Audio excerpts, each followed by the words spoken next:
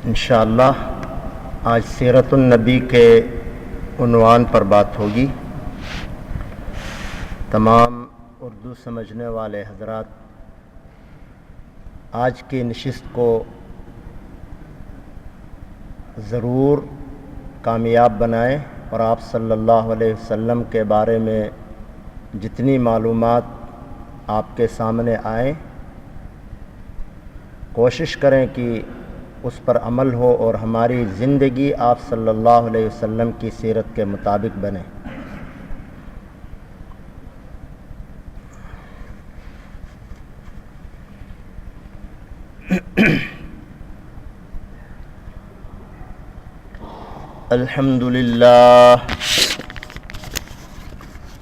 अल्हम्दुलिल्लाह नहमदुहु व नस्तईनुहु व नस्तगफिरुहु व नु'मिनु बिही व नतवक्कलु अलैहि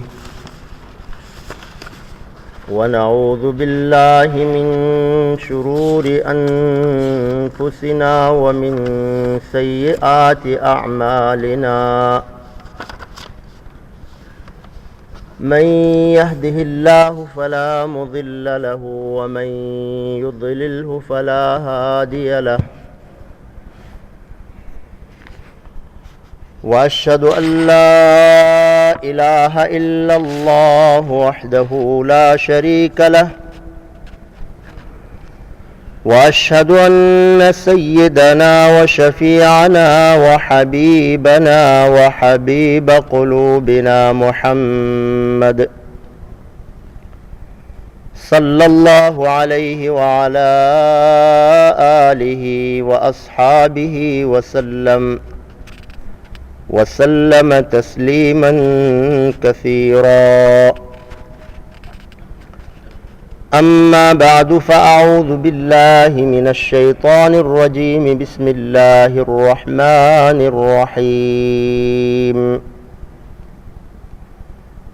लक़द मन्नल्लाहु अलल मुअ्मिनीना इज़ बअस फ़ीहिम रसूलन मिन अनफुसिहिम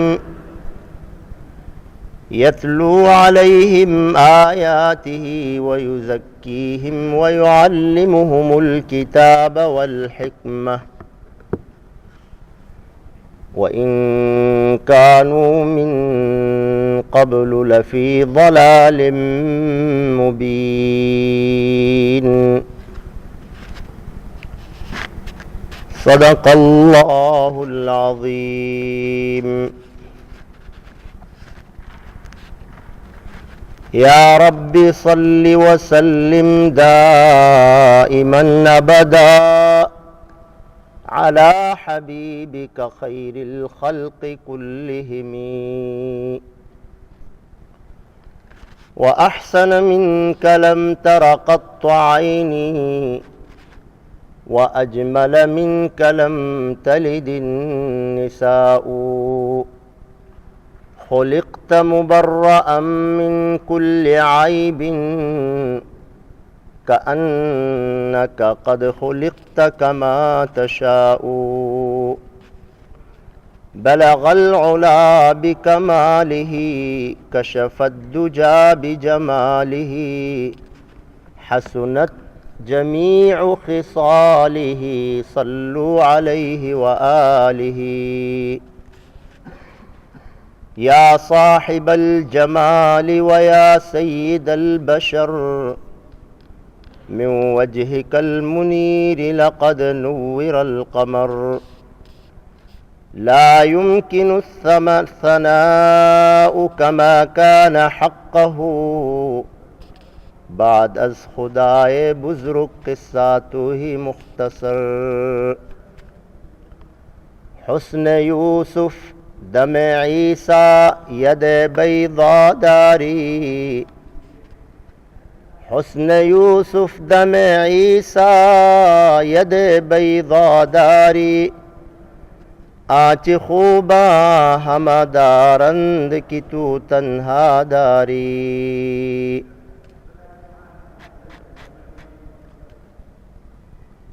सबसे पहले निहायत प्यार और मोहब्बत के साथ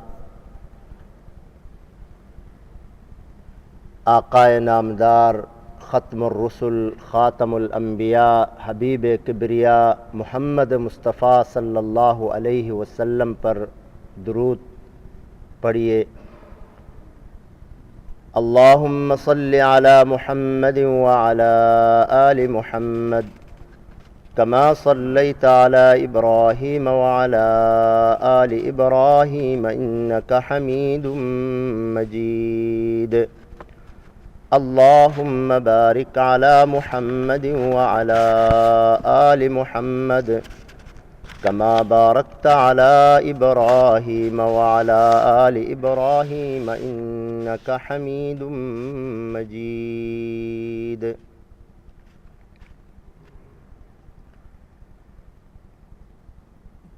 یوں تو اللہ تعالیٰ کے ہم پر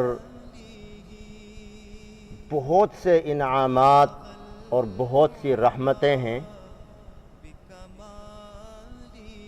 خود رب العالمین فرماتے ہیں کہ وَإِن تَعُدُّوا نِعْمَةَ اللَّهِ لَا تُحْصُوهَا، اگر اللہ کی نعمتوں کو شمار کرنے لگو تو یہ تمہارے بس کی بات نہیں ہے۔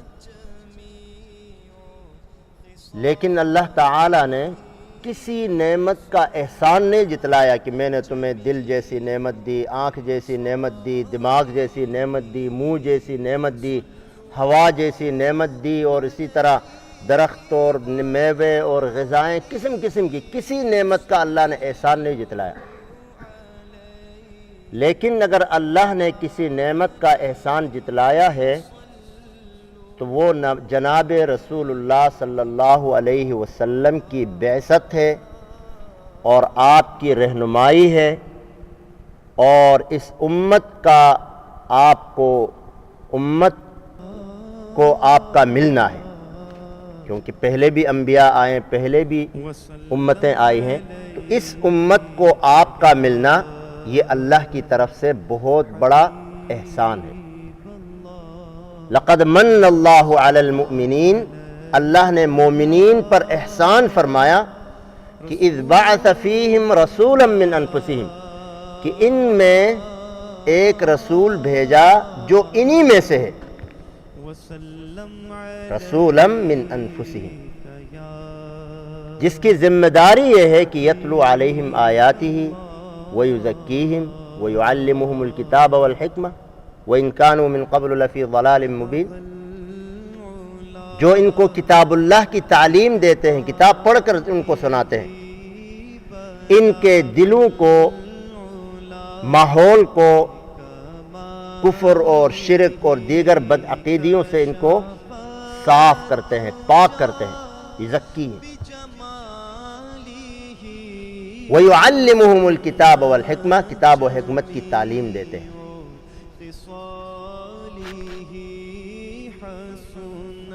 اس حوالے سے اگر دیکھا جائے تو آپ صلی اللہ علیہ وسلم کا انسانوں میں سے ہونا یہ ایک احسان ہے۔ اگر آپ کسی اور جنس کے ہوتے تو ہم کہتے یار یہ تو ہم آپ کی اتباع کیسے کر سکتے ہیں، آپ کی جنس ہی الگ ہے، آپ کی ضروریات ہی الگ ہیں، آپ کے مطالبات ہی الگ ہیں، ان کے وہ مسائل نہیں ہیں جو ہمارے ہیں۔ تو اللہ تعالیٰ نے ہماری جنس میں سے بنا کر اتمام حجت کر دیا کہ اب تمہارے لیے کہنے کو کچھ نہیں بچے گا۔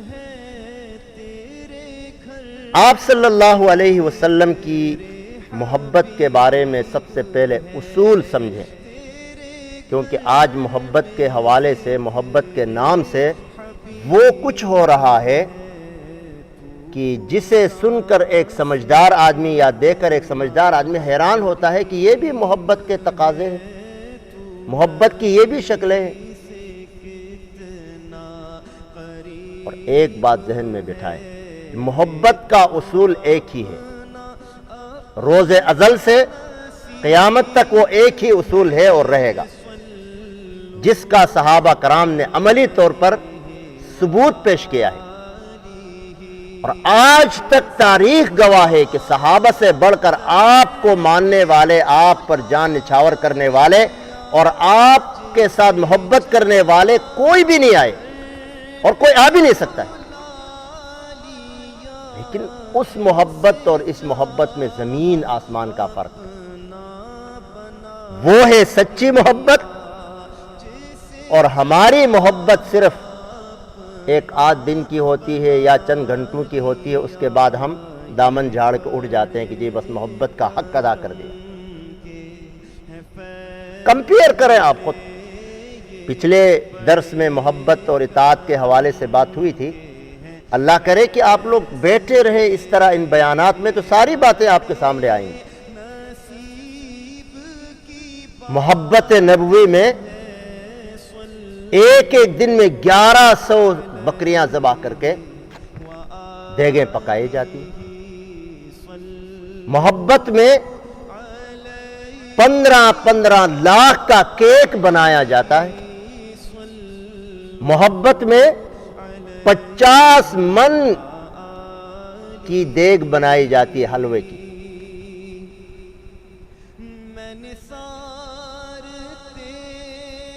ٹھیک ہے محبت کے تقاضے ہوں گے، لیکن وہ محبت جو مطلوب ہے وہ یہ ہے جس میں ہمارے رہنما صحابہ کرام ہیں کہ محبت کو اطاعت کے ذریعے ایسے ثابت کر دیا کہ کہنے والے نے کہا، نعیم ابن مسعود سفیر عرب، ان کو بھیجا گیا کہ جاؤ، آخر یہ جو محمد کے شیدائی ہیں، ماننے والے ہیں، روز افزوں ترقی ہو رہی ہے، پیچھے نہیں آتے، یہ تو آگے ہی بڑھتے ہی جاتے ہیں، آخر کون سا راز ہے ان کے اندر؟ جا کر انہوں نے غزوہ صلح حدیبیہ کے موقع پر صحابہ کے احوال دیکھے اور آ کر یہ ریمارکس دیے کہ میں سفیر بن کر کسرا، قیصر، بڑے بڑے بادشاہوں کے پاس گیا ہوں، لیکن جو محبت و اطاعت، جو ادب و احترام محمد کے ساتھیوں میں دیکھا وہ مجھے کہیں نہیں ملا۔ ادب اور احترام اتنا کہ اونچی نگاہ سے آپ کو دیکھ ہی نہیں سکتے، نگاہ نیچے رہتی۔ آپ جب وضو کرتے ہیں تو اس وضو کے پانی کو زمین پر گرنے نہیں دیتے، ہاتھوں ہاتھ لے لیتے۔ اگر کسی کو نہیں ملتا ہے تو وہ دوسرے کی تری کو اپنے جسم پہ ملتے ہیں، آپ کا تھوک زمین پر گرنے نہیں دیتے، اور آپ کی ہر ادا پر مر مٹنے کے لیے تیار ہوتے ہیں۔ یہ ہے محبت، کیونکہ آپ صلی اللہ علیہ وسلم تو 24 گھنٹے کے امام ہیں نا، سال میں صرف 12 ربیع الاول میں ایک آدھ محفل قائم کر کے محبت کا حق ادا کرنا، یہ لفظی محبت ہے۔ اور ایسے لوگ بہت سارے آپ کو ایسے بھی ملیں گے جو صبح سے شام تک اس محبت کا دم بھرتے ہیں لیکن نماز ہی نہیں پڑھتے، خود سنت کے خلاف ہے۔ اس لیے اللہ تعالیٰ نے قرآن کریم میں جہاں محبت کے اصول بتائے ہیں، وہاں پر ایک یہ بھی بتایا ہے کہ محبت نام ہے اطاعت کا۔ جس کے دل میں جتنی محبت ہوگی وہ اتنا ہی اپنے عمل سے ظاہر کرے گا کہ میں تو اس فلاں محترم شخصیت کا دم بھرنے والا ہوں، ان کی اطاعت کرنے والا ہوں، ان سے محبت کرنے والا ہوں۔ اپنے عمل سے وہ ثابت کرتے ہیں، اگرچہ کوئی کہے یا نہ کہے۔ اور ایسے ہی لوگوں کے لیے پھر اللہ کی طرف سے انعام بھی ہے کہ آپ نبی سے محبت کرتے ہیں، فَأُولَٰئِكَ مَعَ الَّذِينَ أَنْعَمَ اللَّهُ عَلَيْهِمْ مِنَ النَّبِيِّينَ وَالصِّدِّيقِينَ وَالشُّهَدَاءِ وَالصَّالِحِينَ۔ جو نبی سے محبت کرتے ہیں، نبی کی اطاعت کرتے ہیں، قیامت کے دن ان کا حشر انہی کے ساتھ ہوگا۔ مَن تَشَبَّهَ بِقَوْمٍ فَهُوَ مِنْهُمْ۔ آپ نبی سے مشابہت کرتے ہیں، نبی کی شکل و صورت اپناتے ہیں، نبی کے اعمال اپناتے ہیں، تو آپ کا حشر قیامت کے دن نبی کے ساتھ ہوگا انشاءاللہ۔ یہ اللہ کا قرآن کہتا ہے، حدیث کہتی ہے۔ اور اس کے مقابلے میں آپ زبانی جتنے چاہیں بڑے دعوے کریں، لیکن نبی کی سنت کو آپ اپنانے کے لیے تیار نہیں ہیں، تو پھر وعید بھی سن لینا چاہیے. وَمَن يَعْصِ اللَّهَ وَرَسُولَهُ فَإِنَّ لَهُ نَارَ جَهَنَّمَ، اس کے لیے جو اللہ اور اللہ کے رسول کی مخالفت کرے جہنم کی آگ تیار ہے. اور ایک آیت میں وَمَن يَعْصِ اللَّهَ وَرَسُولَهُ وَيَتَعَدَّ حُدُودَهُ يُدْخِلْهُ نَارًا خَالِدًا فِيهَا وَلَهُ عَذَابٌ مُّهِينٌ، وہ جہنم میں جائے گا، ہمیشہ رہے گا، مزید اس کے لیے توہین آمیز عذاب تیار ہے. اب چونکہ آپ صلی اللہ علیہ وسلم کی اطاعت ہم پر واجب ہے، فرض ہے، قرآن اور احادیث کے دلائل ڈھیر سارے پڑے ہیں. آپ صلی اللہ علیہ وسلم کی سیرت کو ہمیں سامنے رکھنا ہوگا، اور اس سیرت کے بارے میں جب تک ہمیں معلومات نہیں ہوں گی تو آپ کی ذات سے محبت کے بھی چانسز کم ہیں. جتنی معلومات ہوں گی آپ کی ذات کے بارے میں اتنی ہی آپ کی محبت ہمارے دل و دماغ میں بیٹھ جائے گی، اور پھر جتنی محبت ہوگی اسی انداز میں پھر اطاعت کرنا آسان ہوگا. یہ ایک اصول ہے. تو آپ صلی اللہ علیہ وسلم کی حیات طیبہ کا ایک اجمالی خاکہ میں آپ کے سامنے رکھتا ہوں. آج عجیب مسئلہ یہ ہے کہ ہمارے مسلمانوں کو، چھوٹے تو کیا بڑوں کو بھی آپ کی سیرت کا بالکل پتہ نہیں ہے. چند ایک باتوں کا پتہ ہے اپنے مقصد کا، باقی کوئی پتہ نہیں ہے. آپ صلی اللہ علیہ وسلم کی ذات بابرکات حسب و نسب میں آپ سب سے اعلیٰ ہے. چنانچہ حضرت واصلہ ابن اسقع رضی اللہ تعالی عنہ فرماتے ہیں، یہ صحابی ہیں، کہ آپ صلی اللہ علیہ وسلم نے فرمایا اللہ تعالی نے بنی اسماعیل، حضرت اسماعیل علیہ السلام کی اولاد میں سے بنو کنانہ کو چن لیا، منتخب کیا. بنو کنانہ میں سے بنو قریش کو، بنو قریش میں سے بنو ہاشم کو، اور پھر بنو ہاشم میں سے اللہ تعالیٰ نے مجھے چنا. گویا آپ زبدہ ہیں ان تمام نسلی شرافت کے، قومی شرافت کے خلصہ ہیں آپ، خلاصہ کا بھی خلصہ، زبدہ. آپ کی ولادت باسعادت آج تو ہر ایک کی زبان پر 12 ربیع الاول ہی ہے، لیکن میں یہ عرض کروں کہ ولادت کے بارے میں چونکہ اللہ تعالیٰ نے ولادت کے بارے میں قرآن کریم میں کوئی تذکرہ نہیں فرمایا. بعثت کے بارے میں اللہ نے بیان فرمایا لقد من اللہ علی المؤمنین اذ بعث فیہم. آپ کی اطاعت کے بارے میں تو اللہ نے ارشادات اور اوامر دیے ہیں، مخالفت کے بارے میں اللہ نے وعید سنائی ہے، لیکن آپ کی ولادت کو چونکہ اللہ تعالیٰ نے بیان کرنے سے گریز کیا ہے تو ہمیں بھی اس ولادت پر اتنا زور نہیں دینا چاہیے، زور اس پر دینا چاہیے جس کو اللہ نے اہمیت سے بیان کیا ہے. اسی لیے تو اختلاف ہوا. محقق علماء کی تحقیق کے مطابق الرحیق المختوم ایک معروف سیرت کی کتاب ہے، بڑے محقق عالم نے لکھا ہے، تو اس کی تحقیق کے مطابق آپ صلی اللہ علیہ وسلم کی ولادت 9 ربیع الاول کو ہوئی. سیرت المصطفیٰ حضرت مولانا محمد ادریس کاندھلوی رحمۃ اللہ علیہ بڑے محقق عالم ہیں، بڑی تحقیق سے 3 جلدوں میں کتاب لکھی ہے. ان کی تحقیق کے مطابق 8 ربیع الاول کو آپ کی ولادت ہوئی، اور بڑے دلائل ہیں دونوں کے پاس. جبکہ بعض علماء کی تحقیق کے مطابق 12 ربیع الاول کا بھی قول ہے. میں یہ نہیں کہتا ہوں کہ بالکل نہیں، قول ہے. اس کے مقابلے میں آپ کی وفات اور آپ کی رحلت 12 تاریخ کو پکی ہے، اس میں کسی کا اختلاف نہیں. اب آپ ایک ہی دن کو متعین کر کے ولادت کی خوشیاں مناتے ہیں تو اب آپ خود سمجھیں کہ یہ خوشی ولادت کی مناتے ہیں یا نعوذ باللہ. دوسری طرف اس انداز کی خوشی صحابہ کرام اور آپ صلی اللہ علیہ وسلم کی اپنی حیات طیبہ میں آپ نے کبھی کوئی اس طرح کی ولادت کے حوالے سے اس طرح کا کوئی پروگرام نہیں کیا. صحابہ خلفائے راشدین نے نہیں کیا، دیگر صحابہ نے نہیں کیا. یہ ہماری اپنی بناوٹی چیزیں ہیں. بہرحال ایک چیز جو ماحول میں چل رہی ہو اس کے خلاف کہنا ہے تو بڑا مشکل، کیونکہ سامعین بھی یہی چاہتے ہیں کہ جو ہو رہا ہے اس کے مزاج کے مطابق بات کی جائے. لیکن صحیح بات کہنا یہ ہماری ذمہ داری ہے، فرض منصبی ہے. اگر آپ کا دل چاہے تو میں آپ کو یہ دعوت فکر دیتا ہوں کہ اللہ کے لیے آپ بھی تحقیق کریں، دیکھیں کہاں پہنچتے ہیں آپ. تو آپ صلی اللہ علیہ وسلم کی ولادت 8 ربیع الاول یا 9 ربیع الاول یا 12 کی کو آپ دنیا میں تشریف لائے. یوم الاثنین پیر کا دن تھا اور 571 عیسوی تھی.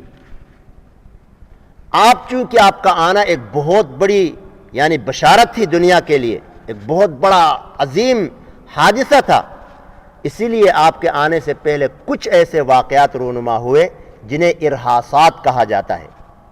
اور ارہاسات کا ارہاس کا مطلب ہے کہ غیبی طور پر کسی کے آنے کی اطلاع ہو جائے.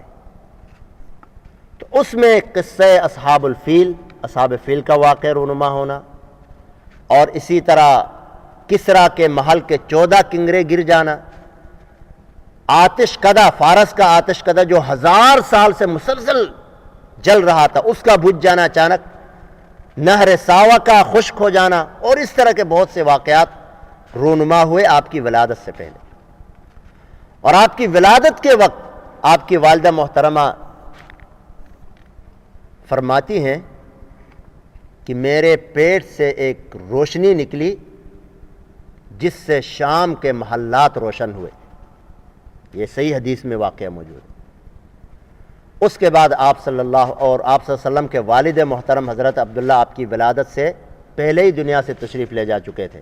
گویا آپ یتیمی کی حالت میں الم یجد کا یتیمن فآوا, یتیمی کی حالت میں دنیا میں آئے. پھر عرب کی, اچھا آپ کی یتیمی تفصیل میں چلو اسی کے ساتھ ساتھ عرض کر دیتا ہوں. جب آپ دنیا میں تشریف لائے تو سب سے پہلے آپ کو دودھ پلایا ابو لہب کی لونڈی ثویبہ نے, ثویبہ نام تھا. اس کے بعد آپ کی والدہ محترمہ حضرت آمنہ نے آپ کو دودھ پلایا. اس کے بعد ثویبہ نے آپ سے پہلے حضرت حمزہ کو بھی دودھ پلایا تھا, اور آپ کے بعد حضرت ابو سلمہ کو بھی پلایا. تو گویا یہ دونوں حضرات آپ کے رضائی بائی بھی ہوئے. جب ثویبہ نے اپنے آقا ابو لہب کو جا کے خوشخبری سنا دی کہ بھائی آپ کے گھر میں, آپ کے بھائی کے گھر میں بھتیجا پیدا ہوا ہے, آپ کا بھتیجا, تو خوشی میں اس نے ثویبہ کو ہی آزاد کر دیا. اسی لیے حضرت حمزہ رضی اللہ تعالی عنہ نے ایک دفعہ ابو لہب کو خواب میں دیکھا, تو ظاہر ہے اللہ کا دشمن ہے, عدو اللہ. تو ابو لہب نے کہا یار میری حالت تو بہت بری ہے, الا یہ کہ یوم الاثنین کو جس دن آپ صلی اللہ علیہ وسلم پیدا ہوئے اس دن مجھ پر عذاب تھوڑا سا ہلکا کر دیا جاتا ہے, کیونکہ اس دن میں نے محمد کی پیدائش کی خوشی میں ثویبہ کو آزاد کیا تھا. آپ کی برکات دیکھیں. اس کے بعد اس زمانے میں رواج تھا کہ عرب سے, آس پاس کے قبائل سے, گاؤں سے, دیہات سے عورتیں آتی تھیں اور قریش کے بچوں کو, شہر کے بچوں کو لے جاتی تھیں, وہاں دودھ پلاتی تھی کچھ اجرت اور معاوضے کے بدلے. اور ان کا یہ رواج اس لیے تھا کہ وہ سمجھتے تھے کہ گاؤں دیہات میں بچوں کی پرورش اچھی ہوتی ہے, اصلی غذا ہوتی ہے, اور عربی زبان وہاں پر کھری زبان ہے, سچی زبان ہے, اور پھر یہ ہے کہ وہاں کی پرورش جو ہے اس سے قوا اور جسم توانا اور مضبوط ہوتا ہے. تو اس دوران بنو سعد کی کچھ عورتیں آئیں اور ہر ایک نے اپنے لیے بچے منتخب کیے. اور ظاہر ہے جس کا والد تھوڑا سا مالدار ہو, مالی حیثیت سے ذرا مستحکم ہو, تو ایسے بچوں کو ترجیح دی جاتی تھی تاکہ اس سے کچھ اچھا مل جائے, کچھ خدمت اچھی ہو جائے. آپ صلی اللہ علیہ وسلم چونکہ یتیم تھے اس لیے ہر عورت نے آپ کو نظر انداز کیا. اتفاق ایسا ہوا کہ سب کو بچے مل گئے سوائے حضرت حلیمہ کے, ان کو بچے ہی نہیں ملا. تو جاتے جاتے اپنے شوہر سے انہوں نے مشورہ کیا کہ بھائی کیا کرے, آخر کوئی ملا نہیں, تو چلو اسی یتیم کو ہی لے لیتے ہیں. تو لے لیا, لیکن پتہ نہیں تھا کہ یہ یتیم تو دونوں جہانوں کی سعادت اس کے دامن میں لانے کے لیے تھا. جس سواری میں حضرت حلیمہ آئی تھی سب سے پتلی, دبلی, لاغر, کمزور, کیونکہ 61 سالی کا زمانہ تھا. اب جب واپسی ہوئی تو دیکھا کہ حلیمہ کی سواری تو سب سے آگے آگے جا رہی, اور اس کے مقابلے میں آ ہی نہیں سکتے. لوگ کہنے لگے بھائی کیا تم نے جادو کر دیا اپنی سواری پر, یہ تو آتے وقت سب سے پیچھے رہتی تھی اور جاتے ہوئے سب سے آگے جا رہی ہے. کہنے لگی یہ کمال سواری کا نہیں ہے بلکہ کمال اس سوار کا ہے کہ جسے تم نے دھتکارا تھا. نعوذ باللہ. جس سواری کو تم نے چھوڑا تھا اور جسے میں نے گلے لگایا یہ اس کا کمال ہے اور اس کی مہربانی ہے. بہرحال بنو سعد میں گئے, وہاں آپ صلی اللہ علیہ وسلم نے پرورش پائی, دودھ پلایا. تو 61 سالی کا زمانہ تھا. لوگوں کی بکریاں صبح نکلتی تھی چرنے کے لیے, شام کو خالی پیٹ آتی تھی. حلیمہ کی بکریاں جہاں جہاں جاتی تھی شام کو پیٹ بھر کے آتی تھی. تو اب لوگوں نے کہنا شروع کیا, یار جہاں حلیمہ کی بکریاں چرتی تم بھی وہیں اپنی بکریاں چرا لو, یہ دیکھو نا ان کی بکریاں پیٹ بھر کے آتی ہیں اور تمہاری خالی پیٹ آتی. تو اب لوگ ان کی بکریوں کے ساتھ ساتھ اپنی بھی چھوڑتے ہیں, لیکن وہی بات کی ہے برکت تو پیچھے, برکت والی ذات تو پیچھے ہے. بہرحال آپ صلی اللہ علیہ وسلم 2 سال یہاں رہے, رضاعت ہوئی, آپ نے دودھ پیا. اس کے بعد والدہ نے ان کو واپس کیا, حضرت حلیمہ نے ان کی والدہ کو حوالے کر دیا. لیکن وہاں اس وقت ایک وبا سی پھیلی ہوئی تھی, بیماری. تو حضرت حلیمہ نے دوبارہ درخواست کی کہ ان کو میرے ساتھ ہی رہنے دے جب تک یہ بیماری ختم ہو جاتی ہے. دوبارہ ساتھ لائی. 4 سال کی عمر میں ایک واقعہ پیش آیا کہ آپ اپنے رضائی بھائی بہن اور دیگر بچوں کے ساتھ باہر کھیل رہے تھے کہ اچانک 2 آدمی آئے اور ان کو قریشی بھائی کو پکڑا اور لٹایا اور چیرا اور اندر سے کوئی چیز نکالی, دوسری چیز اندر رکھی, سی کے چھوڑ دیا. اب یہ واقعہ دیکھا تو سارے بچے روتے ہوئے اور بھاگتے ہوئے حضرت حلیمہ کے پاس آئے. حضرت حلیمہ نے سنا تو بڑی پریشانی ہوئی, وہ اور ان کے شوہر بھاگتے ہوئے گئے تو واقعی آپ صلی اللہ علیہ وسلم گھبرائے ہوئے, چہرہ پیلا لال پیلا ہوا ہے. پوچھا کیا بات ہے بیٹا؟ تو حضرت محمد صلی اللہ علیہ وسلم نے اپنا واقعہ سنایا. تو یہ ہے شق صدر. اور شق صدر کے بارے میں آپ کو یہ بتاتا چلوں کہ آپ صلی اللہ علیہ وسلم کی زندگی میں 4 دفعہ ہوا ہے شق صدر. ایک تو اس وقت جب آپ کی عمر 4 سال کی تھی, اور ایک 10 سال کی عمر میں, اور ایک جب آپ صلی اللہ علیہ وسلم کو بعثت کی اللہ تعالیٰ نے ذمہ داری سے نوازا, بعثت کی ذمہ داری آپ کو سونپی. اور 4تھی دفعہ جو ہے وہ جب آپ صلی اللہ علیہ وسلم کو معراج کے لیے لے جایا جا رہا تھا. 4 دفعہ آپ کا شق صدر ہوا ہے. اس کے بعد آپ صلی اللہ علیہ وسلم اپنی والدہ کے ساتھ رہنے لگے. جب 6 سال کی عمر ہوئی تو ان کی والدہ محترمہ نے کہا کہ جاتے ہیں ذرا اپنے سسرال بھی ہو آتے ہیں اور محمد کے والد کی قبر کی زیارت بھی کرتے ہیں, چونکہ مدینہ میں آپ کی وفات ہوئی تھی, آپ کا قبر وہی تھا. وہاں گئے اور واپسی میں بیمار ہوئی, بخار ہوا, اور وہی حضرت آمنہ کا بھی انتقال ہوا مقام ابوا میں. 6 سال کی عمر میں والدہ کا سایہ بھی سر سے اٹھ گیا. اب یہ اللہ کی مشیت ہے کہ اللہ نے اس نبی کو بے سہارا پرورش کرنا ہے. بچہ جب چھوٹا ہوتا ہے, جب کوئی مشکل پریشانی آتی ہے تو فوراً ماں باپ کو آواز دیتا ہے, میرے ہائے ماں ہائے باپ. تو اللہ کی مشیت یہ تھی کہ میرا نبی بچپن سے اس کا تعلق صرف میرے ساتھ ہو. اس کے بعد 8 سال ان کی کفالت منتقل ہوئی دادا کی طرف, حضرت عبد المطلب کی طرف, اور حضرت عبد المطلب نے بڑے شوق اور محبت سے آپ کی پرورش کی. 8 سال کی عمر میں حضرت عبد المطلب کا بھی انتقال ہوا. آپ کی پرورش منتقل ہوئی حضرت ابو طالب کی طرف, جو آپ صلی اللہ علیہ وسلم کے چچا ہیں, عم محترم حضرت ابو علی رضی اللہ عنہ کے والد ہیں. تو بہرحال اس طرح آپ صلی اللہ علیہ وسلم پرورش پاتے رہے. اس کے بعد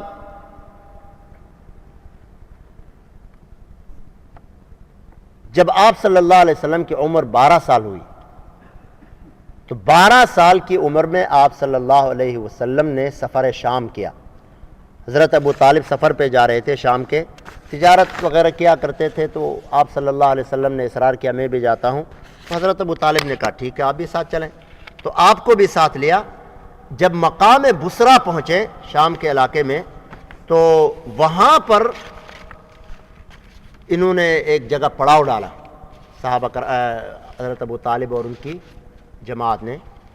تو اس جگہ ایک راہب رہتا تھا جرجیس نام کا, جسے بحیرہ راہب کہتے ہیں.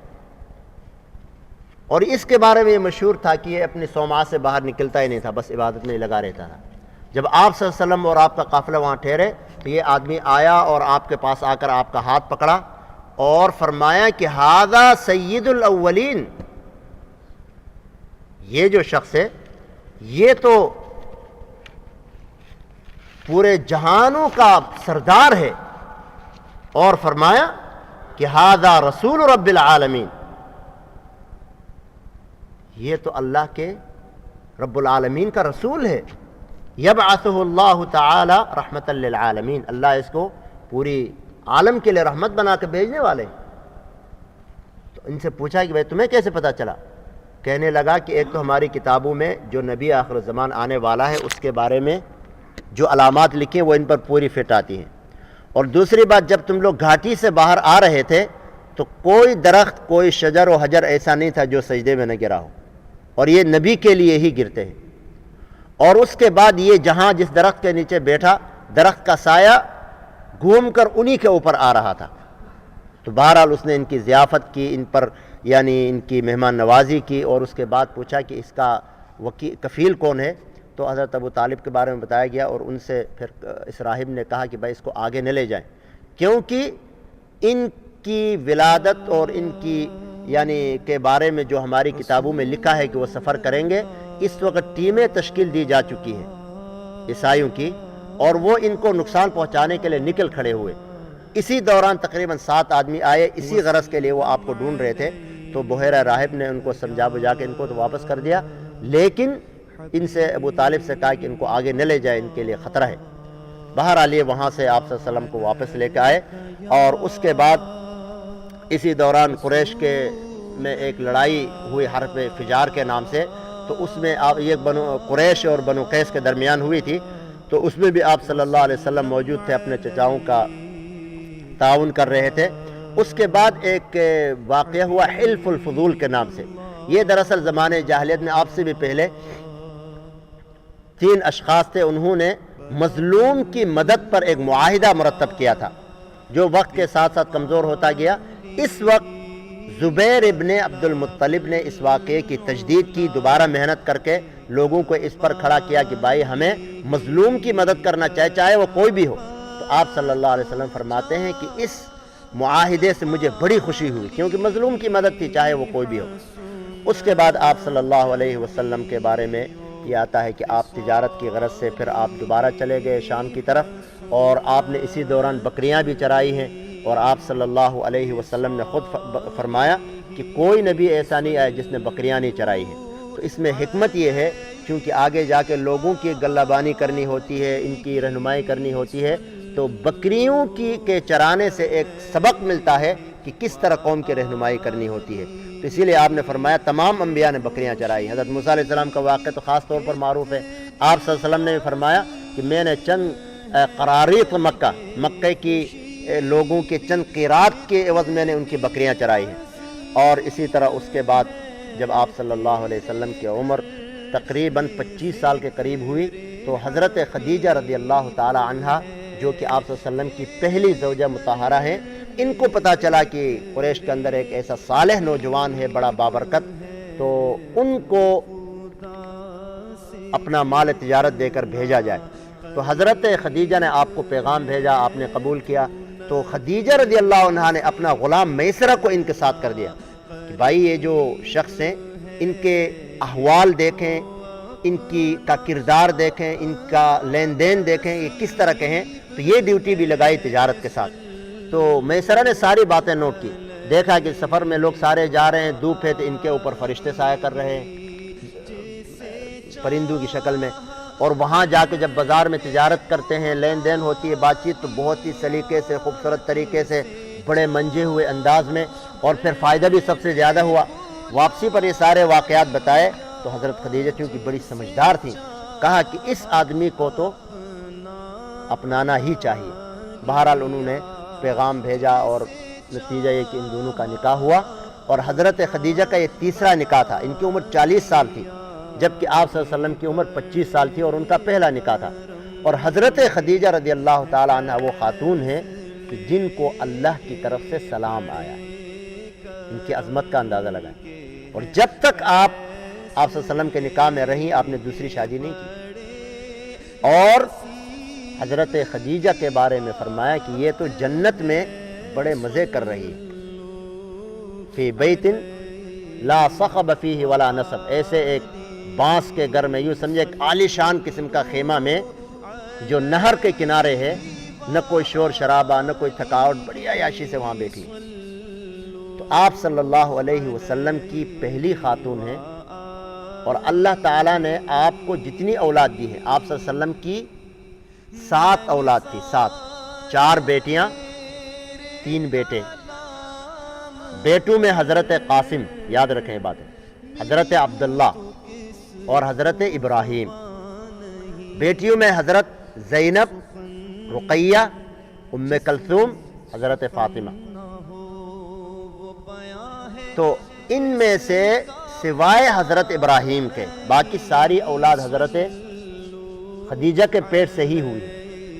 4 لڑکیاں 2 لڑکے. باقی حالانکہ آپ صلی اللہ علیہ وسلم کی 11 ازواج مطہرات ہیں اور کسی سے اولاد نہیں ہوئی سوائے حضرت ماریہ قبطیہ سے, کہ حضرت ابراہیم حضرت ماریہ قبطیہ سے پیدا ہوئے, اس کے علاوہ ساری اولاد حضرت خدیجہ سے ہوئی. اور اس کے بعد آپ صلی اللہ علیہ وسلم کا نکاح ہوا, اور نکاح کے بعد اگلا مرحلہ آیا تعمیر کعبہ کا. اور تعمیر کعبہ کے حوالے سے یہ بات ذہن میں رکھیں کہ شروع سے جب سے کعبہ تعمیر ہوا آج تک 5 مرتبہ تعمیر کعبہ ہوئی. کعبہ کو 5 مرتبہ تعمیر کیا گیا ہے. سب سے پہلے حضرت آدم علیہ السلام نے بنایا, تعمیر کیا اللہ کے حکم سے. اس کے بعد حضرت ابراہیم علیہ السلام نے, اس کے بعد قریش مکہ نے. دیکھا کہ کعبہ کی حالت بہت بوسیدہ ہو گئی, دیواریں پرانی ہو گئی, چھت بھی کوئی ڈھنگ کی نہیں. انہوں نے کہا کہ ہم کعبہ کی تعمیر کریں گے, اور اس کے لیے یہ عہد کیا کہ حلال مال کے ذریعے کریں گے. اور اسی وجہ سے وہ مال چونکہ کم پڑ گیا تو کعبہ جو پہلی شکل میں تھا اس سے کم کر کے اس کو تعمیر کیا. اور آج جو آپ دیکھ رہے ہیں حتیم کا ایریا جو ہے, حتیم کا جو تھوڑی سی دیوار باہر خالی ہے, وہ بھی کعبہ ہی ہے. لیکن اس وقت کیوں قریش مکہ کے پاس مال کم پڑ گیا تھا, اس لیے اتنی جگہ چھوڑ کر انہوں نے کم کر کے اس کی تعمیر کی تھی. تو آپ صلی اللہ علیہ وسلم کی عمر جب 25 سے 40 کے درمیان تھی, اس وقت یہ ہوا تعمیر کعبہ کا یعنی واقعہ پیش آیا. تو اس میں پھر جب کعبہ تقریباً ہونے لگا, حجر اسود رکھنے کا وقت آیا, اس وقت ہر کوئی قبیلہ یہ چاہ رہا تھا کہ یہ سعادت ہمارے حصے میں آئے. تو حجر اسود رکھنے کے لیے ان کی بات چیت ہوئی, یہاں تک کہ لڑائی اور تلواریں نکالنے کی نوبت آئی. تو اس وقت پھر آپ صلی اللہ علیہ وسلم کو حکم بنایا گیا. ابو امیہ نے یہ فیصلہ کیا, جو قریش کا سب سے سینئر آدمی تھا, کہ کل کو جو کعبۃ اللہ کے اندر داخل ہوگا سب سے پہلے وہی اس کا فیصلہ کرے گا. تو صبح جب ہوئی تو آپ صلی اللہ علیہ وسلم اندر سے تشریف لا رہے ہیں, تو سب نے کہا کہ ھذا محمد الامین رضینا, ہم آپ کی کے فیصلے پر راضی ہیں. تو آپ صلی اللہ علیہ وسلم نے ایک چادر منگوائی, حجر اسود کو بیچ میں رکھا, پھر سب سرداروں کو کہا کہ آپ اس کے اطراف میں پکڑیں. اس کو لا کر حجر اسود کی جگہ نیچے رکھا, پھر اپنے ہاتھ سے اپنے دست مبارک سے اٹھا کے اوپر رکھا. تو اس طرح ان کی لڑائی بھی ختم ہو گئی. تعمیر کعبہ کے بعد جب آپ صلی اللہ علیہ وسلم کی عمر 40 سال ہونے لگی, تو آپ صلی اللہ علیہ وسلم کو اس سے ذرا پہلے خواب آنے لگے, اور آپ کے دل میں تنہائی ڈالی گئی. حبب الی الخلا, آپ فرماتے ہیں کہ میرے دل میں خلوت پسندی ڈالی گئی. چنانچہ آپ اس خلوت کے تقاضے کی وجہ سے آپ مکہ سے چل کر غار حرا, جبل نور کے اندر غار حرا ہے, اس میں جا کے بیٹھتے تھے. آج کل تو آبادی 1400 سال گزر گئے, کافی پھیل گئی ہے.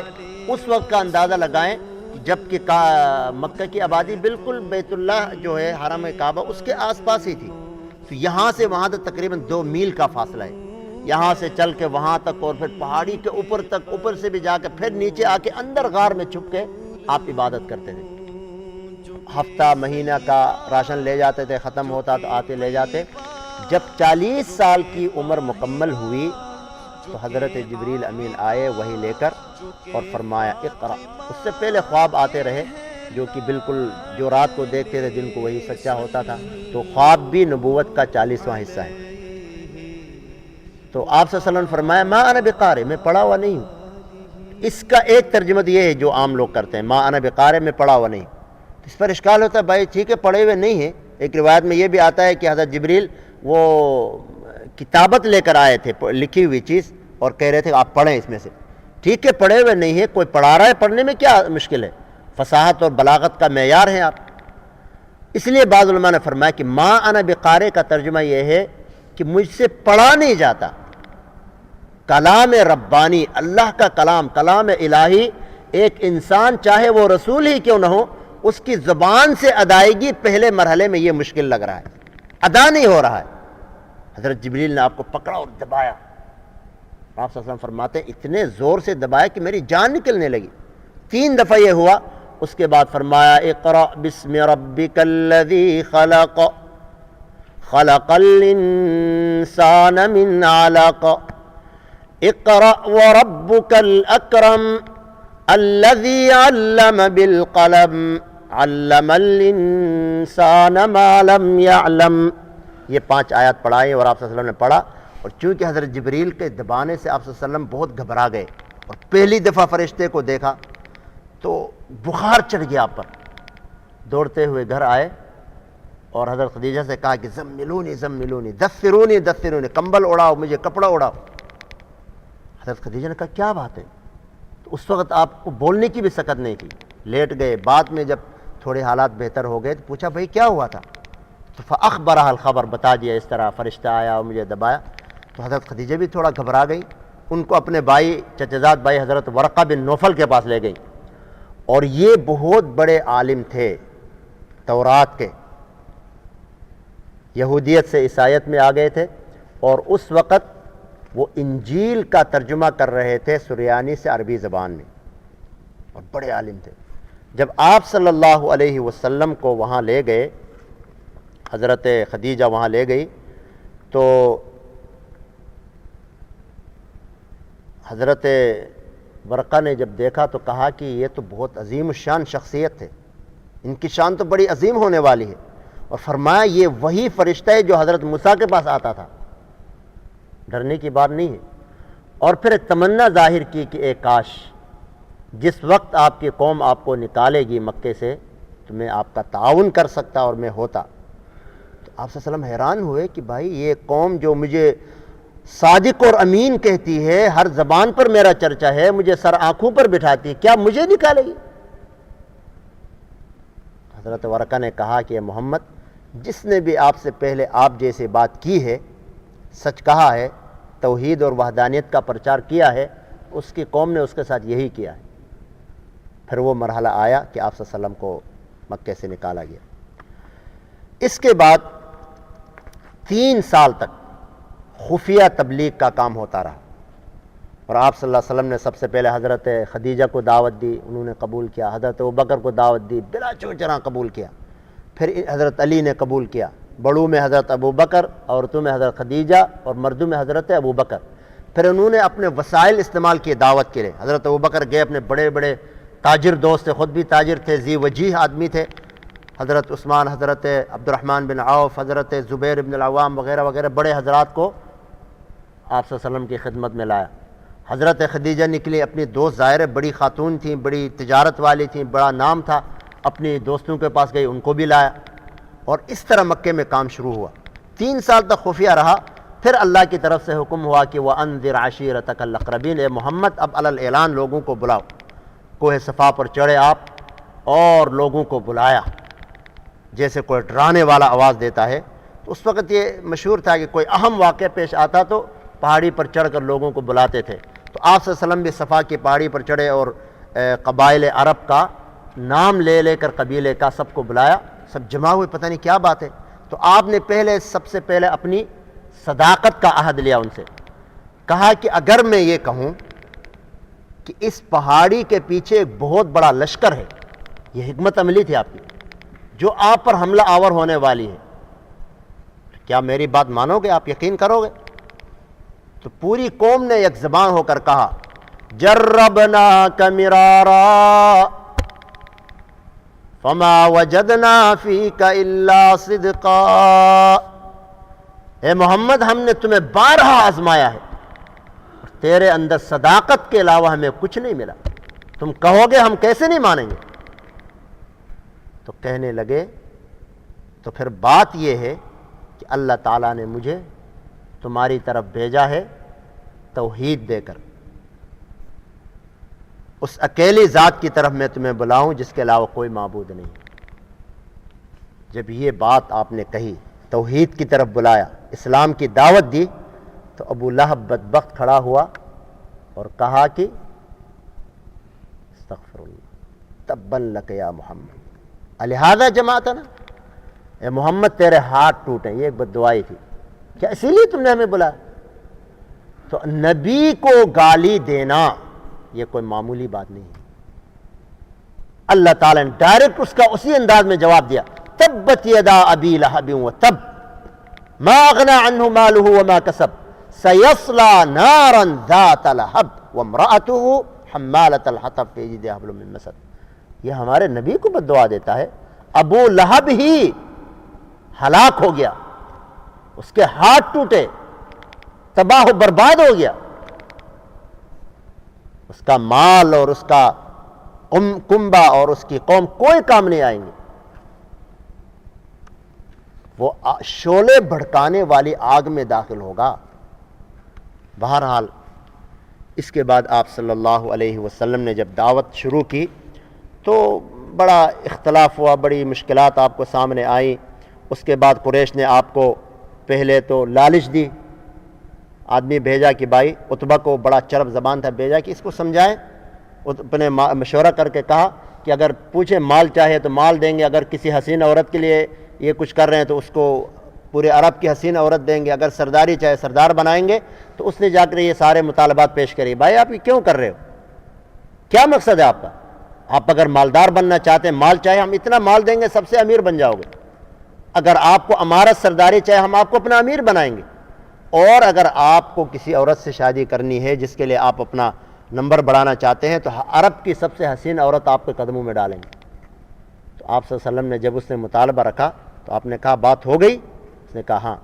پھر آپ نے اس کے سامنے سورہ حامیم السجدہ کی آیات پڑھی، حامیم تنزیل من الرحمن الرحیم کتاب فصلت آیاتہ قرآنا عربیا لقوم یعقلون۔ آپ پڑھتے جاتے تھے، اس کی اندر کی دنیا تبدیل ہوتی جاتی تھی۔ عتبہ جب گیا قوم کے پاس کہنے لگے خدا کی قسم یہ تو وہ عتبہ نہیں جو یہاں سے گیا تھا، یہ تو چینج ہو کر آیا۔ تو عتبہ نے جا کر ان کو سمجھایا کہ بھائی بات وہ نہیں ہے جو آپ سمجھ رہے ہیں، بات اور ہے، ان کی بات ہمیں ماننی چاہیے۔ تو بہرحال وہ بھی ان کا ناکام ہوا پروگرام۔ پھر انہوں نے آپ صلی اللہ علیہ وسلم کو روکنے کے لیے بیہودہ سوالات کیے، کہا کہ اللہ تعالیٰ سے کہیں کہ یہ شہر مکہ سے پہاڑ وہاڑ ہٹائیں، میدان کر دیں جیسے شام اور دوسرے علاقے ہیں، اور کہنے لگے کہ اللہ تعالیٰ یعنی فرشتہ آپ کے ساتھ کیوں نہیں بھیجتا ہے جو آپ کے ساتھ چلے اور ہمیں بتائے کہ یہ محمد ہے، یہ اللہ کے نبی ہے، وغیرہ بیہودہ سوالات۔ تو آپ صلی اللہ علیہ وسلم نے کہا کہ مجھے تو جو اللہ بتاتے ہیں میں وہی بتاتا ہوں، آگے اس سے آگے میں نہیں بتا سکتا۔ تو اس کے بعد پھر ان بدبختوں نے یہود کے پاس اپنا وفد بھیجا کہ وہ ان سے ایسے سوالات پوچھیں، کیونکہ وہ اہل کتاب تھے، ان کو پہلی کتابوں کا علم تھا، تو کہا کہ وہ ایسے سوال ان کو دیں کہ ہم محمد سے پوچھیں اور ان کو لاجواب کر دیں۔ تو وہ گئے ان کا ایک وفد یہود کے پاس اور ان کو ماجرا سنایا، تو انہوں نے 3 سوال بتائے۔ کہا کہ اگر وہ سچا نبی ہے تو 2 سوالوں کا جواب دے گا، تیسرے کے بارے میں وہ خاموشی کا مظاہرہ کرے گا یا اللہ پر چھوڑے گا، اور اگر نہیں بتا سکا تو پھر ٹھیک ہے، آپ کی بات ٹھیک ہو گئی۔ کہا کہ پہلا سوال یہ ہے، ان سے پوچھیں کہ وہ نوجوان کون تھے اور ان کا کیا بنا جو اپنی قوم سے بیزار ہو کر چلے گئے تھے، مراد اصحاب کہف تھے۔ دوسرا سوال اس شخص کے بارے میں پوچھو کہ جس نے پوری دنیا میں پر حکومت کی ہے، سکندر اعظم مراد ہے، اور تیسرا سوال یہ کہ روح کے بارے میں پوچھو کہ وہ کیا ہے۔ انہوں نے آ کے آپ صلی اللہ علیہ وسلم سے سوال کیے تو آپ نے کہا ٹھیک ہے میں بتا دوں گا، لیکن انشاءاللہ نہیں کہا۔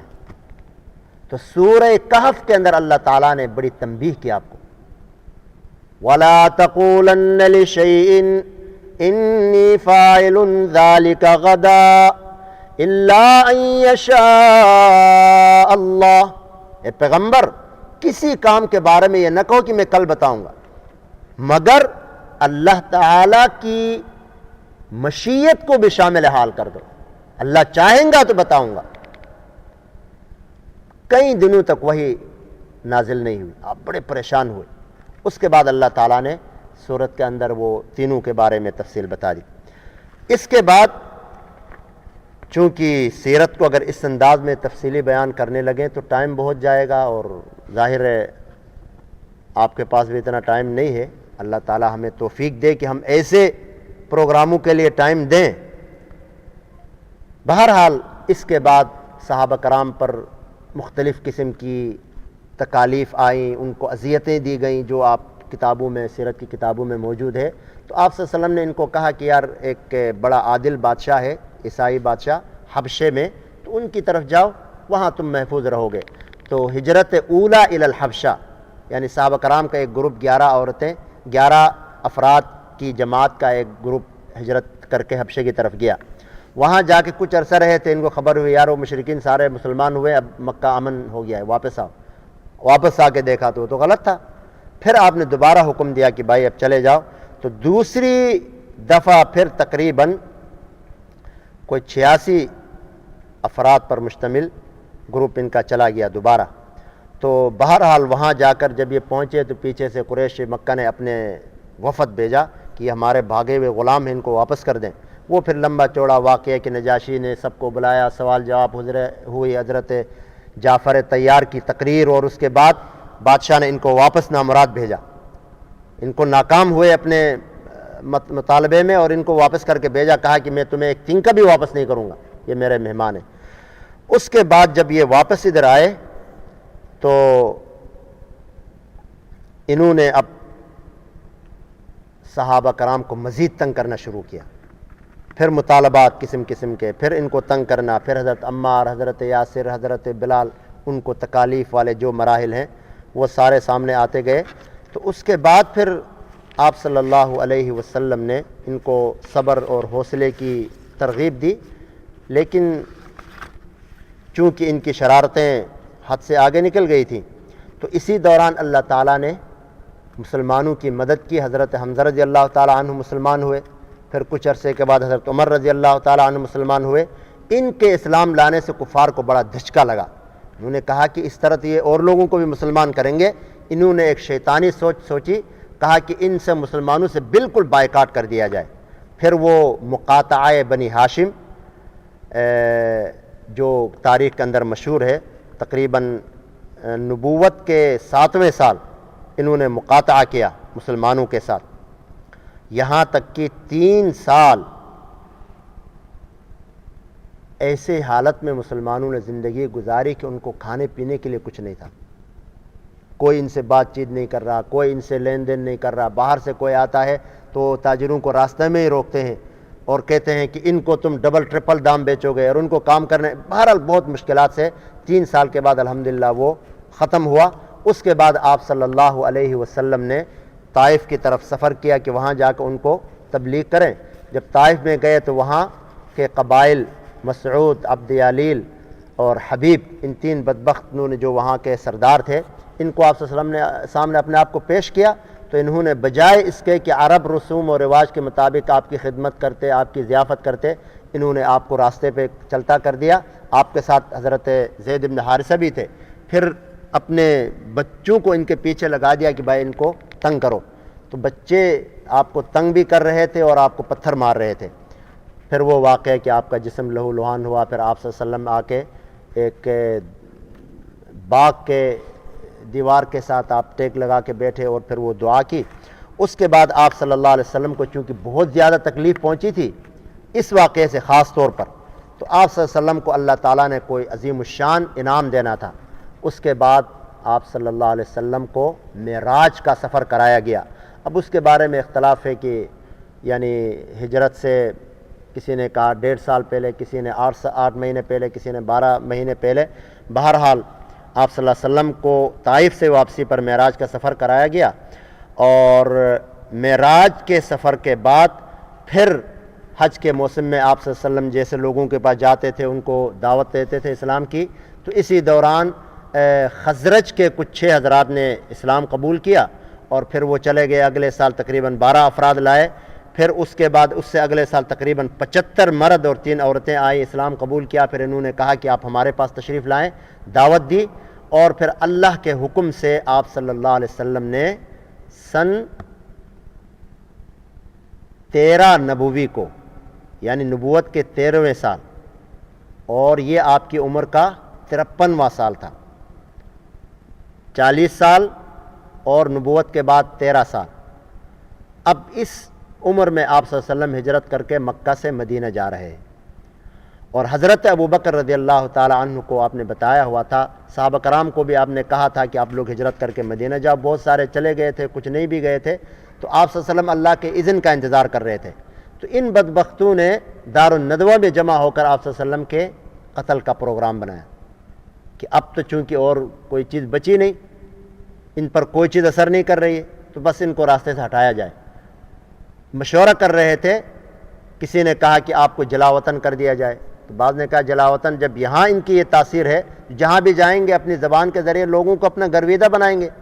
کسی نے کہا نہیں، ان کو قتل کر دیا جائے. تو بعض نے کہا بھائی ان کو قتل کریں گے تو ان کے خاندان والوں سے کیسے نمٹو گے، وہ تمہیں چھوڑیں گے. ایک بوڑھا آیا جو نیا تھا، اس نے کہا میں نجد کا آیا ہوں، نجدی ہوں. تو اس نے، حالانکہ یہ شیطان تھا، اس نے کہا میری ایک رائے ہے، وہ یہ ہے کہ ہر قبیلے کا ایک نوجوان مقرر کیا جائے. آپ جہاں سوئے ہیں جب آپ صبح اٹھ کے نکلیں گے تو یہ سارے کے سارے یکبارگی اس پر حملہ کریں اور آپ کو ختم کر دیں. تو اس طرح بنو ہاشم جو ہے سارے قبائل کے ساتھ تو نہیں لڑ سکیں گے. تو اس کی رائے پر اتفاق ہوا، اور آپ صلی اللہ علیہ وسلم کو اللہ تعالیٰ نے بذریعہ وہی بتایا کہ بھائی اس طرح مشورہ ہوا، آپ چلے جائیں. آپ صلی اللہ علیہ وسلم نے حضرت ابوبکر کو بتایا، اور پروگرام کے مطابق یہاں سے یہ دونوں حضرات چلے گئے. اور آپ نے اپنی جگہ حضرت علی رضی اللہ عنہ کو لٹایا اور کہا کہ بھائی صبح یہ جو امانتیں پڑی ہیں لوگوں کی، آپ تقسیم کر کے آپ بھی ہم سے عامل ہیں. تو بہرحال صبح جب یہ لوگ رات کو مکان کا گھیر لیا، اور آپ صلی اللہ علیہ وسلم ان کے سامنے ہی نکلے اور سورہ یاسین کی آیت وجعلنا من بین ایدیہم سدا ومن خلفہم سدا پڑھ کے ان پر مٹی پھینکا. ان کی آنکھوں میں مٹی چلی گئی اور وہ آنکھیں ملتے رہے. آپ صلی اللہ علیہ وسلم صحیح سالم یہاں سے نکل گئے. بہرحال اس طرح یہاں سے پھر غار ثور گئے، وہاں 3 راتیں وہاں رہے. اور پھر حضرت فہیرہ جو حضرت ابوبکر کا غلام تھا، وہ دن بھر بکریاں چرا کے ان کو دودھ پلاتا تھا. حضرت عبداللہ بن ابی بکر مکے کی خبریں لاتا تھا. تو اس طرح 3 رات وہاں رہے. اور اس کے بعد عبداللہ بن اریقط، یہ تھا تو ایک مشرک شخص لیکن وعدے کا پکا تھا. حضرت ابوبکر نے ان کو معاوضے دیا تھا کہ آپ ہمیں مکے کا مدینے کا راستہ دکھائیں. یہ اصل میں رہبر قسم کا آدمی تھا جو راستہ دکھاتا ہے لوگوں کو. تو بہرحال پھر یہاں سے ان کو لے کے گئے. اور آگے معبد خزائی کا واقعہ ہے. وہ ایک عورت تھی اور اس کا شوہر، ان کا خیمہ ہوتا تھا راستے کے اوپر، گھر تھا، گھر نما خیمہ. تو یہ ہر ایک کی خدمت کرتی تھی. تو جب آپ صلی اللہ علیہ وسلم وہاں سے گزرے تو پانی کی ضرورت ہوئی کسی بھی چیز کی، تو گھر گئے تو ان کے پاس کچھ نہیں تھا. تو ساتھ میں دیکھا ایک بکری بیٹھی ہوئی. تو آپ نے پوچھا اس کو کیا ہوا؟ تو کہنے لگی یہ بیمار ہے، میرا شوہر بکریاں لے کے گیا، یہ بیمار ہے، یہاں رہ گئی. تو آپ نے فرمایا اگر اجازت ہو تو میں اسے دودھ دوں. انہوں نے کہا یہ بیمار ہے، خود چل نہیں سکتی ہے، تو اس سے آپ کیا دودھ دوئیں گے؟ آپ نے فرمایا اجازت دے دیں. آپ نے بسم اللہ پڑھ کے ان کے تھنوں پہ ہاتھ رکھا، دودھ دھویا. تو اللہ تعالیٰ نے ایسی برکت دی کہ گھر کے سارے برتن بھر گئے دودھ سے. تو بہرحال آپ نے خود بھی پیا، ساتھیوں کو پلایا، برتنوں میں بھر کے آپ آگے نکل گئے. مدینہ منورہ پہنچے. اس سے پہلے قباء میں آپ ٹھہرے. وہاں پر حضرت کلثوم ابن حدم جو وہاں کے سردار تھے ان کے گھر آپ ٹھہرے، مسجد قباء کی بنیاد رکھی. پھر آگے مدینہ چلے گئے. اور مدینہ میں آپ کو پتہ ہے کہ جب آپ کے آنے کی خبر ہوئی تو سارا اہل مدینہ منتظر ہے. اور پھر وہ بچیوں نے اشعار پڑھ کے آپ کا استقبال کیا. طلع البدر علینا من ثنیات الوداع وجب الشکر علینا ما دعا للہ داعی ایہا المبعوث فینا جئت بالامر المطاع. تو بہرحال یہ اشعار ہیں. اس کے بعد حضرت ابو ایوب انصاری رضی اللہ عنہ کے آپ مہمان بنے. پھر اس کے بعد وہی مسجد بنائی، مسجد نبوی، اور اس کے بعد اسلام کے اندر چونکہ اس سے پہلے صحابہ کرام کو حکم یہ تھا کہ آپ لوگ برداشت کریں، کوئی کچھ بھی کہتا آپ نے ہاتھ نہیں اٹھانا ہے، اسی لیے مکے میں صرف صبر اور ہمت سے کام لیا۔ مدینہ منتقل ہونے کے بعد اب اللہ کی طرف سے اجازت ملی کہ اذن للذین یقاتلون بانہم ظلموا، اب مسلمانوں کو اجازت مل گئی۔ تو پہلا غزوہ سن 1 ہجری میں آپ صلی اللہ علیہ وسلم نے جو پہلا غزوہ کیا ہے غزوہ ابوا۔ واقعی یہ ہوا کہ کچھ مشرکین قریش کے تقریباً 300 کے افراد شام سے مکہ جا رہے تھے، تو آپ کو اطلاع ملے تو آپ ان کو پکڑنے کے لیے نکلے، مقام ابوا پہنچے لیکن وہ لوگ نکل چکے تھے۔ تو یہ اسلام میں پہلا غزوہ ابوا، اور آخری غزوہ ہے غزوہ تبوک۔ اسی دوران پھر سن 2 ہجری کو غزوہ بدر ہوا، پھر 3 ہجری میں غزوہ احد ہوا، پھر 5 ہجری میں غزوہ خندق ہوا۔ اس کے بعد یعنی غزوہ باقی تو اب تفصیلات بیان کرنا وقت اجازت نہیں دیتا ہے۔ خندق کے بارے میں اتنا بتاؤں کہ سارے مشرکین نے، اور خاص طور پر بنو نذیر جنہیں اللہ کے نبی صلی اللہ علیہ وسلم نے یہاں سے جلا وطن کیا تھا ان کی شرارتوں کی وجہ سے، کیونکہ آپ نے جاتے سب سے معاہدے کیے تھے لیکن ان بدبختوں نے وہ توڑ دیے، تو بنو نذیر کو آپ نے کہا یہاں سے نکل جاؤ، بس جو لے سکتے ہو لے جاؤ، جو نہیں لے جا سکتے ہو یہاں چھوڑ کے جاؤ۔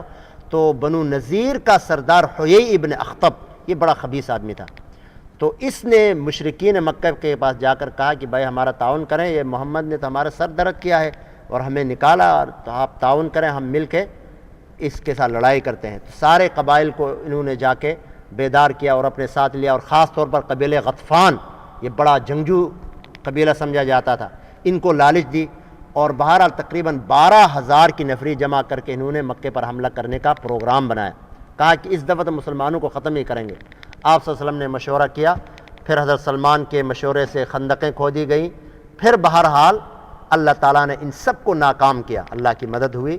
اس کے بعد یعنی آپ صلی اللہ علیہ وسلم نے خواب میں دیکھا کہ میں بیت اللہ کا طواف کر رہا ہوں، تو لیکن آپ پھر اسی نیت سے جب گئے 6 ہجری میں تو وہاں مشرکین نے نہیں چھوڑا، حدیبیہ کے مقام پر آپ نے پڑاؤ ڈالا، اور پھر وہاں سے معاہدہ ہوا، معاہدہ حدیبیہ۔ انہوں نے کہا کہ اس سال آپ نہیں کر سکیں گے، اگلے سال آ کے کریں، تو اگلے سال آپ نے جا کے عمرۃ القضاء ادا کیا۔ اس کے بعد غزوہ موتا ہوا، غزوہ موتا کے بعد 10 ہجری کو غزوہ تبوک ہوا۔ اس کے بعد آپ صلی اللہ علیہ وسلم نے حجۃ الوداع ادا فرمایا، اور اس کے بعد 12 ربیع الاول یوم الاثنین سن 63 ہجری، نہیں اس وقت تو ہجری کا سلسلہ تو بعد میں شروع ہوا، بہرحال 63 سال کی عمر میں آپ صلی اللہ علیہ وسلم اس دنیا سے رخصت ہو گئے۔ تو یہ بہت ہی اختصار کے ساتھ جتنا میں کر سکتا تھا یہ آپ کے سامنے سیرت کا ایک پہلو رکھا ہے۔ اب آپ سے بھی گزارش ہے کہ تھوڑا سا سیرت کو اپنے مطالعے میں رکھیں، جتنا پڑھیں گے آپ صلی اللہ علیہ وسلم حیران ہوں گے آپ کہ جتنا آپ پڑھیں گے، ایک تو مزہ آئے گا اس میں کوئی شک نہیں، دوسرا آپ کی زندگی کے ایسے ایسے پہلو کھلیں گے کہ آپ بھی حیران رہ جائیں گے۔ اسی لیے تو آپ صلی اللہ علیہ وسلم کو اس مورخ نے جس نے اپنے طور پر دنیا کے بڑے بڑے لوگوں کو جمع کیا، The 100 Men کے نام سے کتاب لکھی، اس کے حساب سے جو اس نے بڑے بڑے عظیم لوگ آئے دنیا میں، فاتحین اور بادشاہ اور ملوک اور سلاطین، ان سب کو جمع کیا، ہر ایک کے احوال جمع کیے، کوئی کسی پہلو میں آگے ہے تو کوئی کسی پہلو میں۔ جب آپ صلی اللہ علیہ وسلم کی سیرت کو پڑھنا شروع کیا تو دیکھا کہ آپ تو ہر پہلو میں کمال ہیں، ہر پہلو میں کمال تک پہنچے ہیں، تو وہ انگریز مورخ اس نتیجے پر پہنچا یہی آدمی فرسٹ ہونے کے قابل ہے، آپ کو سب سے پہلے اس نے فرسٹ پہ رکھا۔ تو ہم تو مسلمان ہیں، آپ کے ماننے والے ہیں، جب یہ چیزیں ہم پڑھیں گے تو پھر آپ سے محبت ہوگی کہ ہمیں اللہ نے اتنے عظیم الشان نبی کی رہنمائی نصیب فرمائی، جب محبت ہوگی تو اطاعت کرنا ویسے ہی آسان ہوگی۔ تو اللہ تعالیٰ سے دعا کریں کہ اللہ تعالیٰ ہمیں خرافات، بدعات، آج پتہ نہیں دین کے نام پر، سنت کے نام پر اور اس طرح کی ان موقعوں پر کیا سے کیا کیا جاتا ہے۔ یہ تو آسان دین چاہتے ہیں، آسان محبت چاہتے ہیں، ایسی محبت جو حلق سے نیچے بھی نہیں اترتی۔ صحیح محبت یہ ہے کہ آپ اطاعت کریں، یہ ہے معیار بس۔ تعصر رسول وانت تظہر حبہ ھذا لعمرک فی القیاس بدیع لو کان حبک صادقا لأطعتہ ان المحب لمن یحب یطیع. ادھر سے تو رسول کی محبت کا دم بھرتے ہو اور ادھر سے مخالفت بھی کرتے ہو. اظہار محبت کا دعویٰ لیکن ادھر سے ہمیشہ ہر چیز میں مخالفت، باتیں مخالفت میں، کردار مخالفت میں، تجارت مخالفت میں، لین دین مخالفت میں، شکل و صورت مخالفت میں، معاملات مخالفت میں، ہر چیز مخالف ہو رہے ہیں. اور دعویٰ ہے جی حب رسول، عشق رسول، پتہ نہیں کیا سے کیا. فرمایا لو کان حبک صادقا لأطعتہ، اگر سچے محب ہوتے تو اطاعت کرتے. یہی تو محبت کا اظہار ہے. اس لیے کہ فارمولہ محبت کا یہ ہے ان المحب لمن یحب یطیع، جو جس کی محبت کرتا ہے اس کی اطاعت کرتا ہے. اللہ تعالیٰ عمل کی توفیق عطا فرمائے، کہنے سننے زیادہ ہمیں آپ کی اطاعت نصیب فرمائے، اطاعت کی توفیق عطا فرمائے. آپ ہی کی اطاعت دونوں جہانوں میں کامیابی کی ضمانت ہے. اگر آپ کی سیرت سے ہٹ کر ہم چلیں گے دونوں جہانوں میں ناکامی ہے. آپ کی سیرت کے مطابق چلیں گے چاہے ہماری سمجھ میں آئے یا نہ آئے، حالات کے مطابق ہو یا نہ ہو، ہم نے آپ کی اطاعت کرنا ہے اور اسی اطاعت پر کامیابی کی مہر لگی ہوئی ہے. اس سے ہٹ کر چلیں گے تو وہ ناکامی ہی ناکامی ہے، ساتھ چلیں گے تو کامیابی ہی کامیابی ہے. اللہ تعالیٰ یہ بات ہمارے ذہن، دل و دماغ میں بٹھا دے اور ہمیں اطاعت کی توفیق عطا فرمائے. صلی اللہ تعالیٰ علی خیر خلقہ محمد وآلہ وصحبہ اجمعین. انشاءاللہ اسی طرح کا یہ بیان مختلف عنوانات پر آپ کی اس مسجد میں ہر پیر کو ہوتے ہیں، تو تشریف لائیں. آپ بھی کوشش کریں اپنے ساتھیوں کو، دوستوں کو لائیں. انشاءاللہ دین ہی کی بات ہوگی. آج تو تھوڑا موضوع کی مناسبت سے بات تھوڑی لمبی ہو گئی ہے، لیکن 25 منٹ آدھا گھنٹے کے اندر ہی بات ہوتی ہے. تو آپ خود بھی تشریف لائیں انشاءاللہ. خاص طور پر بروا میں رہنے والے حضرات، آس پاس کی مساجد کے جو اللہ نے جن کو توفیق دی، جو نہیں آئے ان کو بھی بات پہنچا دیں. یہ ہم سب کا اجتماعی کام ہے، صرف میرا یا کسی ایک آدمی کا نہیں ہے. اللہ تعالی ہمیں عمل کی توفیق عطا فرمائے. دعا کریں. اللہم لک الحمد کما ینبغی لجلال وجہک وعظیم سلطانک. اللہم احسن عاقبتنا فی الامور کلها واجرنا من خزی الدنیا وعذاب الآخرہ. اللہم صلی علی سیدنا محمد وعلی آل سیدنا محمد وبارک وسلم وصلی علیہ. الہ العالمین، جو کچھ کہا سنا اس کو اپنے دربار میں قبول فرما. اس کی برکت سے پروردگار ہمیں اپنے پیارے حبیب صلی اللہ علیہ وسلم کی مکمل طور پر اطاعت نصیب فرما. آپ کی اطاعت سے، آپ کی محبت سے ہمارے دلوں کو سرشار فرما، ہمارے اعمال کو مزین فرما، دنیا میں بھی کامیاب بنا اور مرنے کے بعد بھی ہمیں کامیابی کی زندگی عطا فرما. اور الہ العالمین روز محشر ہمیں آپ صلی اللہ علیہ وسلم کی معیت اور شفاعت نصیب فرما. ربنا تقبل منا انک انت السمیع العلیم وتب علینا انک انت التواب الرحیم. وصلی اللہ تعالی علی خیر خلقہ محمد وآلہ وصحبہ اجمعین برحمتک یا ارحم الراحمین.